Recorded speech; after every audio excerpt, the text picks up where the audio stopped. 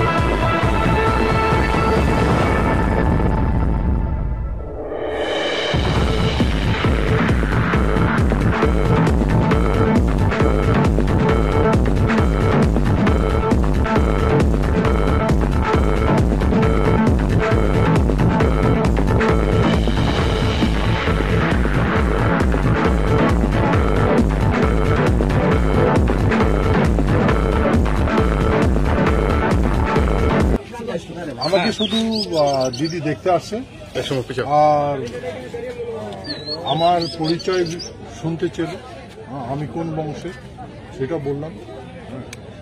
আমি বললাম আমাদের বংশের আমার ওই মহারাজ নরক এবং ভবদত্ত, আমরা সেই বংশের লোক। এই কামাখ্যা যেটা মন্দির আছে ওটা আমাদের পূর্বপুরুষের প্যালেস। তারপরে আমাদের পরের রাজবাড়ি হচ্ছে তোমার গোসানিমারি মহারাজ কান্তেশ্বর। তারপরে প্যালেস হচ্ছে এই গোয়ালপাড়া ডিস্ট্রিক্ট, ভাস্কর বর্মার সূর্য মন্দির পাহাড় যেটা বলে ওইটাই। এরকম করে আমার ডাইনেস্টিটা চলেছিল। তারপর আমার ডাইনেস্টি এন্ড হয়ে যায়। পরে আমাদের যে বংশগত যেটা মহারাজা মঙ্গল ছিল সেনাপতি আমাদের বংশভূত, তারই বংশভূত হরিমন্ডল এর আবার পুনঃস্থাপন করে তার বংশটা এখানে এই 26তম রাজত্ব করলো।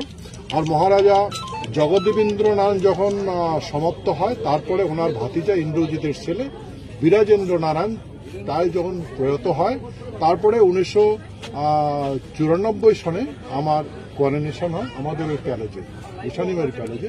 তখন তো এখানকার লোক আমাকে এই রূপে দেখে। তো সে তো আমি সেই কথা বললাম যে আমি এই বংশের থেকে আসছি, এই বর্তমানে আমার